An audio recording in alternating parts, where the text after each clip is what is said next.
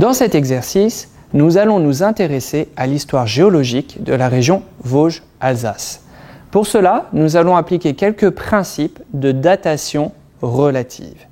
Face à un exercice de datation, je vous conseille au préalable, en introduction, de citer les différents principes étudiés en classe. Ainsi, vous pourrez y faire référence sans avoir à redonner la définition. Le premier principe que nous allons pouvoir utiliser est le principe de superposition. Des strates géologiques se déposent les unes sur les autres. Par exemple, la strate A, ici, s'est déposée avant la strate B, qui s'est déposée avant la strate C. Attention cependant, en terrain plissé ou faillé, ce principe est à utiliser avec précaution. Il suppose de déterminer quelle était la couche la plus superficielle avant la déformation. Il ne faut donc pas se limiter à la simple observation. Un deuxième principe est celui de continuité. Une strate a le même âge sur toute son étendue, et cela, quelle que soit sa nature, ou si une couche est manquante.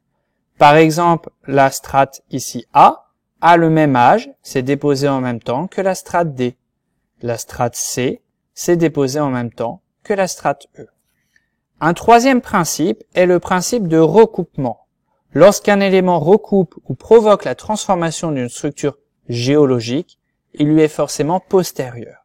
Il y a de nombreux cas particuliers que nous n'allons pas détailler, mais je vous invite à mettre pause pour les redécouvrir. Nous verrons dans l'exercice certains de ces éléments. Enfin, mettons une petite parenthèse sur la discordance, qui est une situation issue du dépôt d'une strate géologique sur une surface d'érosion, ayant préalablement mis à nu plusieurs structures différentes. On peut la repérer par différents indices, et notamment la présence de points triples comme vous le voyez ici, créés par la convergence de trois lignes. Après avoir fait ces quelques rappels, étudions la coupe géologique de la région Vosges-Alsace. Première observation, intéressons-nous aux roches sédimentaires qui constituent les terrains 4, 5, 6 et 7. Nous pouvons voir que ces terrains sont déposés les uns au-dessus des autres. Ainsi, d'après le principe de superposition, nous pouvons dire qu'ils sont de plus en plus récents. Des terrains numéro 7, les plus anciens, au terrain numéro 4, les plus récents. Deuxième observation, regardons le volcanisme. Nous pouvons voir ici que le volcanisme représenté sur cette coupe recoupe toutes les couches précédentes, sauf la coupe numéro 4. Cela signifie que d'après le principe de recoupement, ce volcanisme est plus récent que la couche numéro 5 et par superposition, plus ancien que la couche numéro 4. Si l'on observe au niveau des failles F, nous pouvons voir que les failles F recoupent toutes les strates, sauf la couche numéro 4 et les laves liées au volcanisme numérotées 1. Nous pouvons donc dire, d'après le principe de recoupement, qu'elles sont donc antérieures à la plus ancienne, la numéro 1. Si nous poursuivons notre analyse et notre observation, nous pouvons voir que le granit hercynien, ici, daté de 350 millions d'années, est mis en place au niveau du socle ancien, riche en gneiss, que vous pouvez visualiser juste ici. Ainsi, d'après le principe d'inclusion, ce granit hercynien lui est donc postérieur.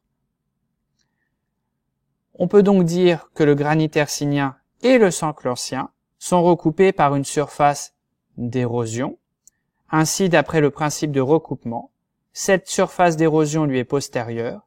Elle est recouverte en discordance par les sédiments symbolisés ici en violet, la couche numéro 7, qui lui sont donc eux-mêmes postérieurs. Résumons donc ce que nous venons de voir.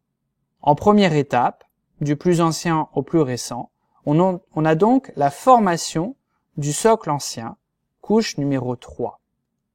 Puis, nous avons ici par inclusion les granites hercyniens qui se mettent en place, numérotés en numéro 2. Ensuite, nous avons la surface d'érosion, le phénomène d'érosion que nous avons pu repérer par discordance. Se déposent ensuite les sédiments numéro 7, que vous avez ici représentés en violet, puis les sédiments 6, représentés en bleu, du calcaire datant du Jurassique, les sédiments 5, datant du Cénozoïque, nous avons pu les mettre en place et les repérer grâce au principe de superposition. Enfin, nous avons l'effondrement du centre de la région que nous pouvons visualiser ici sous l'effet de faille normale que l'on peut repérer. Puis, nous avons enfin le volcanisme numéroté 1 que nous avons pu dater relativement par rapport aux autres grâce au principe de recoupement. Enfin, se dépose en dernière étape de cette histoire géologique les alluvions numéro 4, juste ici, que nous pouvons dater comme étant les plus récentes.